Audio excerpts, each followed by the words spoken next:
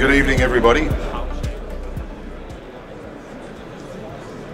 My name is David Budge. I'm the CEO and co-founder of Aurora Labs. Can you guys up the back hear me okay? Yes, a bit louder? How about that? Okay. So tonight I'm here to talk to you about our rapid manufacturing technology.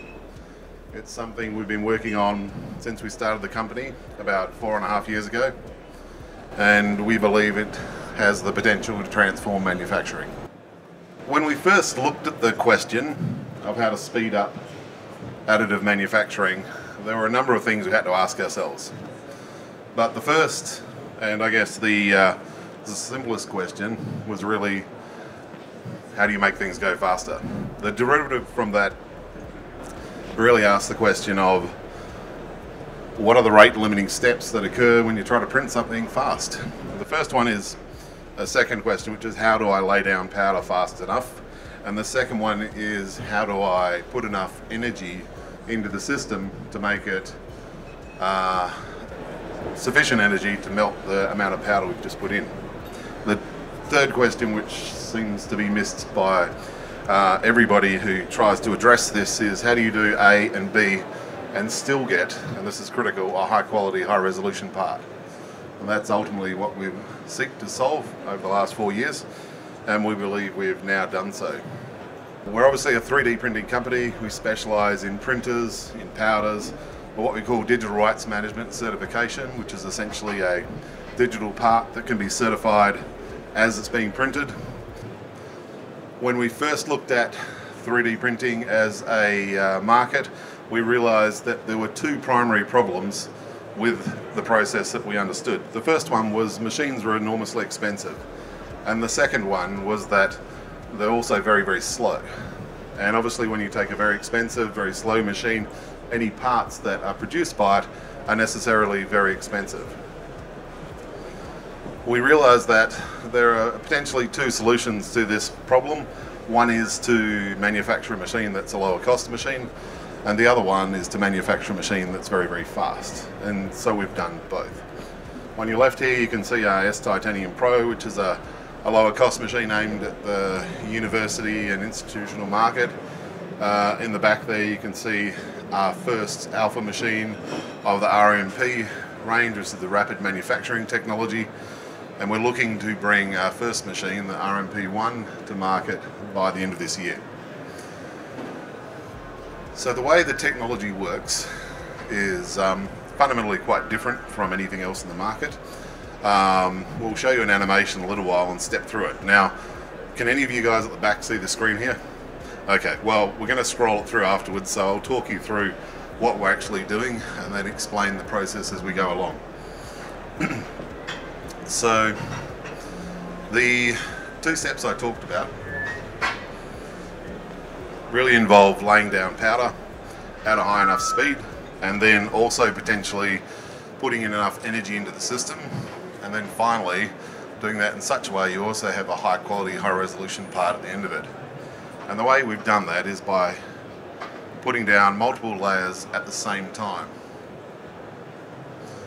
So what you see now is a series of screens which are part of the operating system. They allow you to access different service windows within the machine. And here we see the system. Now what's going on here is a series of hoppers loading up with powder sequentially, and they're laying down powder at different levels. So essentially what we're doing is operating at a number of different levels at the same time. So essentially printing on multiple levels simultaneously.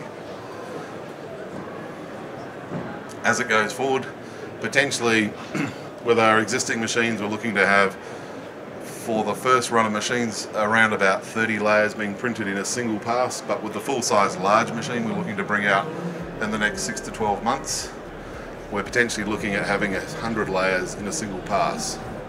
Put that in perspective, if you can imagine 100 micron step distance and you've got 100 layers, then that's potentially 10 millimeters of print volume in a single pass. So something a meter tall only requires 100 passes in order to print the entire part.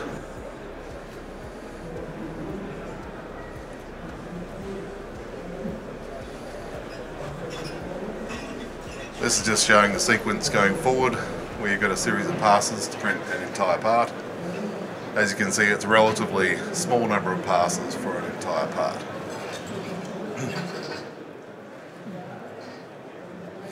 So I'll have that on loop for everybody to have a look at, and I'll probably wrap it up in a minute, but before we do, I want to talk about a couple of other things that we're working on.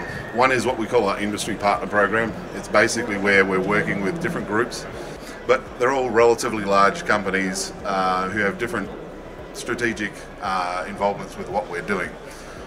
The industry partner program is designed for us to work directly with people to implement this technology.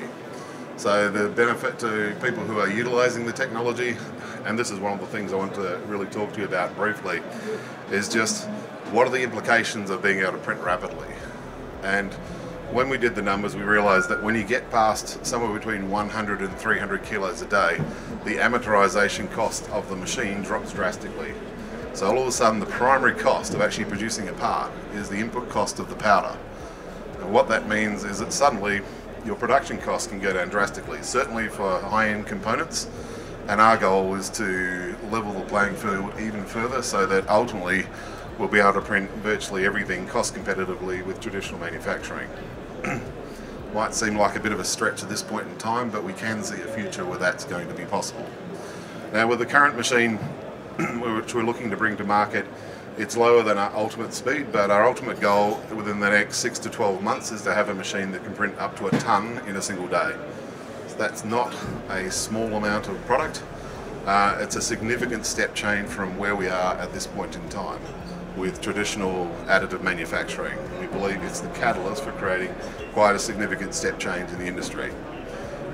The other thing I'd like to put forward is just a little bit of outside the box thinking, is that to invite people who are interested in this technology or have see some potential benefit to their organisation. It doesn't mean you just have to be somebody who could be a potential partner. You could be a potential competitor as well. I believe there's opportunities in all sorts of environments. So please feel free to come and have a chat to us afterwards, and if you're interested in what we're doing and where we're going to go, I invite you to come and find out more. Thanks for your time, guys. Cheers.